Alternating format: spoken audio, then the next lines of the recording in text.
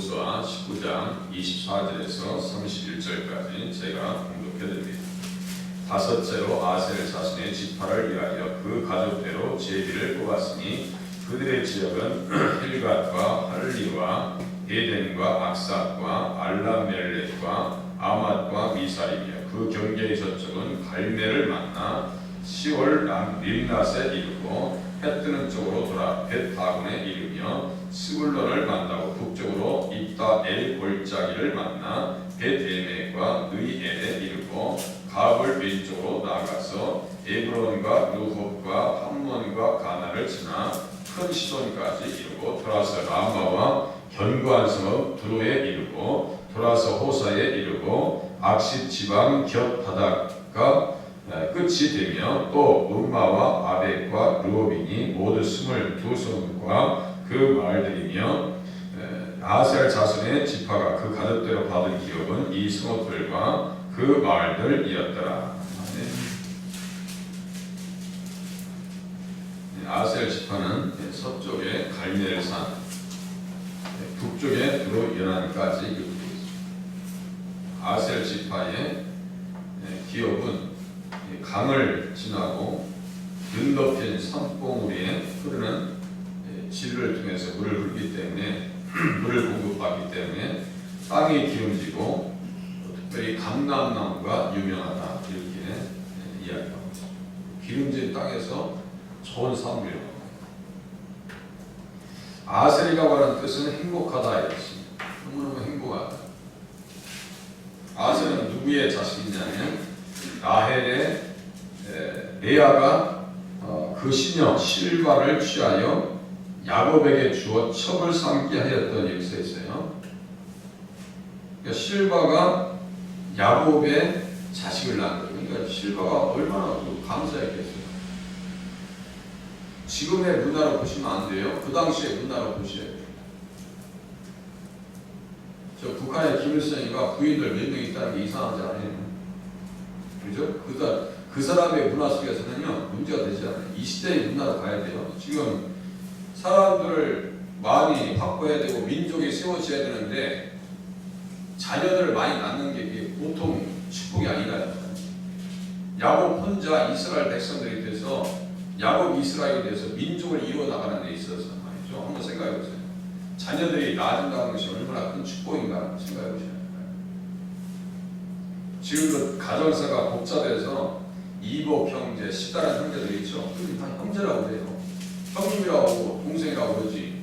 너는 내 자식이 아니니까 이렇게 버리는 사람 없어요.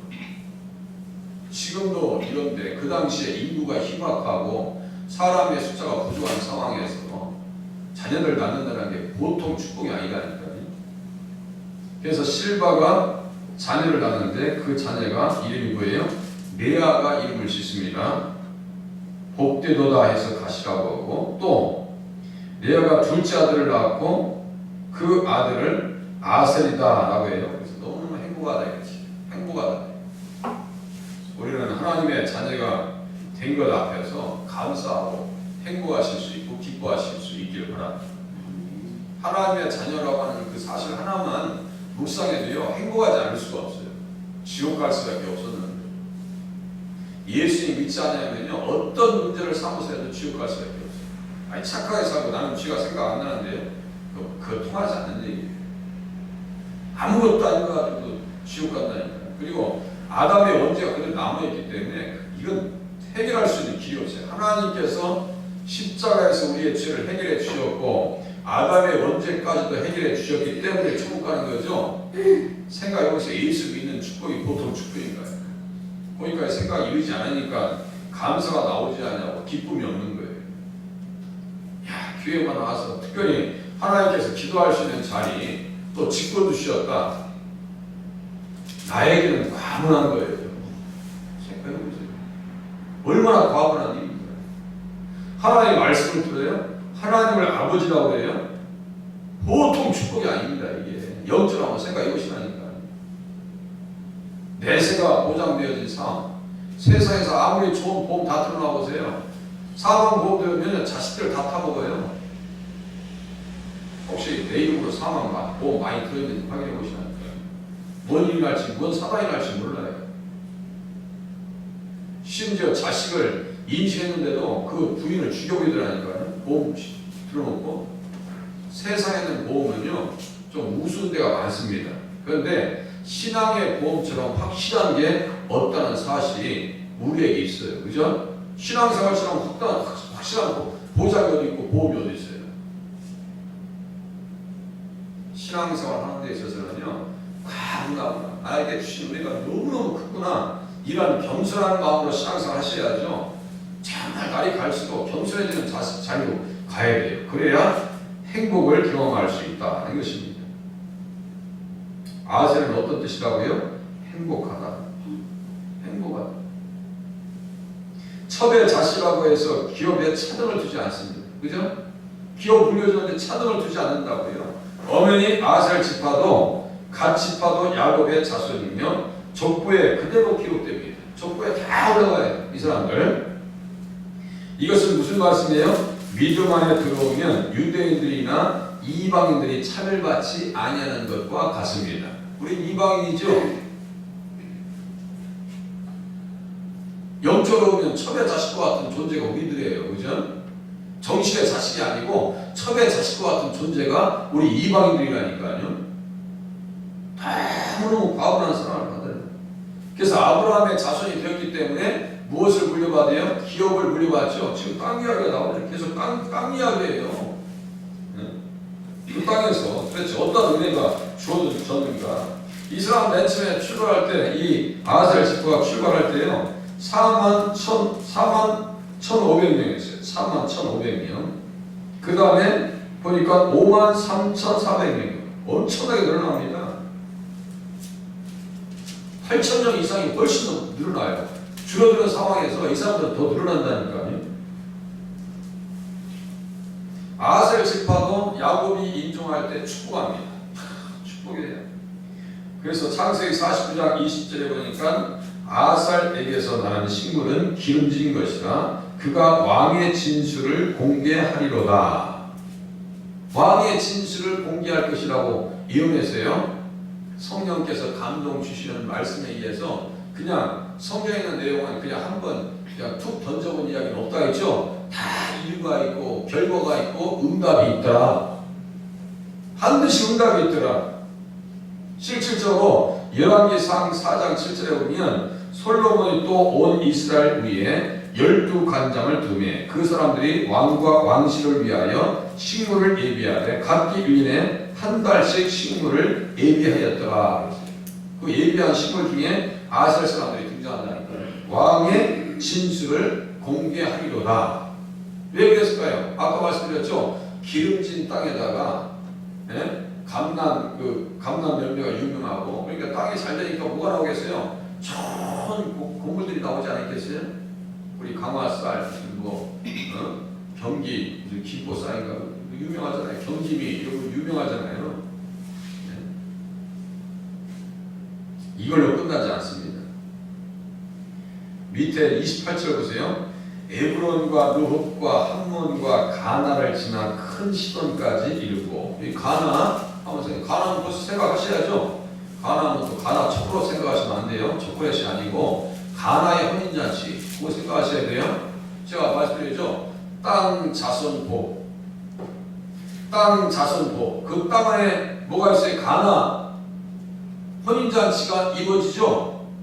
가나의 혼인잔치, 그것에 예수님 앞에 지금 상이 차려졌을까요? 안 차려졌을까요? 상이 차려졌어요. 생각해보세요. 예수님 계시는데 예수님은 그냥 물만 잡수세요. 그냥 포도 잡수시고 안녕히 가세요. 그럴 일이 없잖아요. 예수님 이루어졌어요. 마리아가 그 일의 현장에서 일을 주도했던 사람이 마리아예요. 그럼 마리아가 육신적 어머니가 아드님 되시는 예수님 오셨는데 생각해보세요. 아드님을 먼저 챙겼을 거 아니에요. 그 중에 아마 그 자리에 원건사님이 계셨으면 원건사님 잘 챙겨주셨을 것 같아. 자식들 왔으면 다 챙겨주시고, 우리 권사님 뭐 있으면 그냥 가족 오셔서 가끔 저도 주시고 잘 주시잖아요. 하물며 자녀의 아들 되시는 예수님에게 얼마나 항상 그득하게 차려주세요. 그런데다 또 포도주가 다 떨어졌는데 물로 포도주를 만들어 주셨어요? 그러면 얼마나 잘했겠냐고요. 가나안 땅은 구원 역사의 무대가 펼쳐지는 장소입니다. 예수님께서 성육신하셔서 아브라함의 자손, 다윗의 자손 오셨는데 성육신하시면 뭐 하셔야 될 무대가 있을 거 아니에요. 그 땅 어디라고요? 가나안이고 오늘 본문에 보니까 가나 지역이 일반적인 지역이 아니었더라. 물이 포도주 되어지는 사건을 예수님께서 이루셨다는 거예요.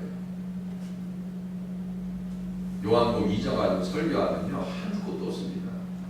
말씀을 들으면 변화되는구나. 순종하면 변화되는구나. 나에게도 그러한 옛사람에서 새사람이 되어지는 변화의 역사가 누구의 말씀으로? 예수님의 말씀으로 이루어지게 도와주시옵소서. 기질이 바뀌고 느껴지는 게 바뀌고 기질의 방향이 바뀌고 말이죠. 그래야 예수 믿는 거예요. 안 바뀝니다. 기질은 안 바뀌는데 방향은 바뀔 수가 있습니다. 바뀔 수가 있어요. 또 가나에 보면요. 요한복음 4장 46절 제가 읽어드릴게요. 예수께서 다시 갈릴리 가나에 이르시니 전에 물로 포도주를 만드신 것이라. 왕의 신하가 있어 그의 아들이 가버나움에서 병들었더니. 그러니까 왕의 신하가 있어서 그 아들 병들었으니까 대책이 없어요. 예수님 앞에 달려옵니다. 내 아들의 병을 고쳐주셔서 그가 거의 죽게 되었습니다. 그랬어요. 죽게 되었는데 어떻게 합니까?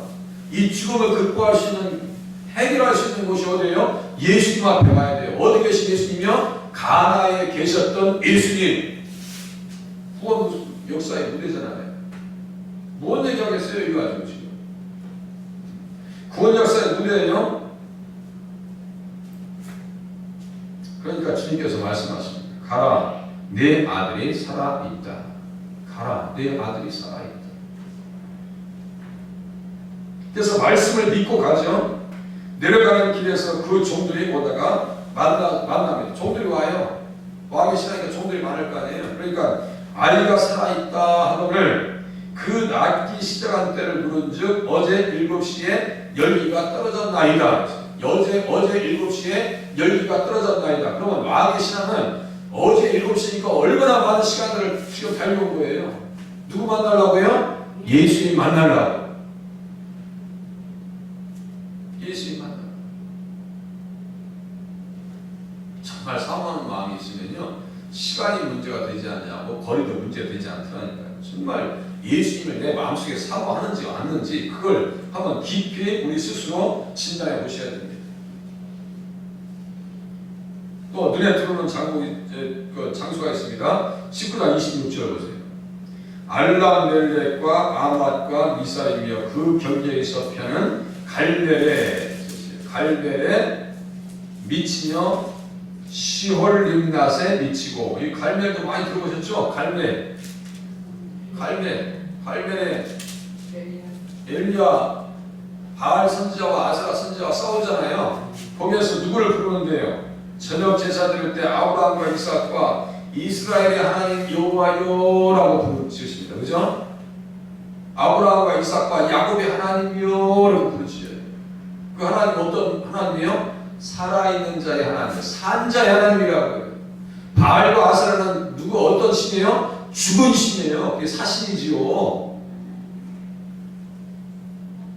그래서 불러온다고 하시는 주님을 만나요. 그런데 거기에서 참 아주 초를 치는 인생이 나타납니다. 그게 누구냐면요, 사울입니다. 여호와의 말씀이 사무엘에게 임합니다. 내가 사울을 왕으로 세운 것을 후회하노니 그가 돌이켜서 나를 따르지 아니하며 내 명령을 행하지 아니하였습니다. 하신지라. 사무엘이 말이죠, 근심하여 온 밤을 여호와께 부르짖습니다. 저 영혼 어떻게 합니까? 불쌍해서 어떻게 합니까? 그런데도요, 사무엘이 사울을 만나려고 아침에 일찍 일어났더니 가서 어떤 답을 찾아보려고, 사울을 살려주려고, 그렇잖아요? 아침에 일찍 일어났어요. 어떤 사람이 사무엘에게 말합니다. 사울이 갈멜에 이르러 자기를 위하여 기념비를 세우고 갈 길을 돌려 길갈로 내려갔다 하는지라. 사무엘이 밤새 그 영혼을 위해서 기도하고 불쌍히 여기서 새벽같이 가서 찾아서 만나보려고 그랬더니 어떻게 했다고요? 갈멜에 이르러 자기를 위하여 기념대를 세웠대요. 그래요. 정신 나갔죠? 정신 나갔어. 정신 나간 사람을 갈멜에서 볼 수도 있고 정신이 든 사람도 만날 수 있어요. 이 장소들이 보통 장소가 아니라니까요. 이 무대에서 어떤 인물들이 출연하고 예수님께서 어떤 일들을 했는지를 상상할 수 있는 곳이 이 지금 토지, 지금 땅 기업이 물려주는 곳이에요. 이게 보통 은혜로운 장소가 아니라니까요. 똑같은 갈멜에서 승리자가 있는가 하면 패배자가 있어요. 하나님, 이 땅에 살면서 우리는 승리자로 기업될 수 있기를 원합니다. 기도하시는 새벽이 되실 수 있기를 바랍니다.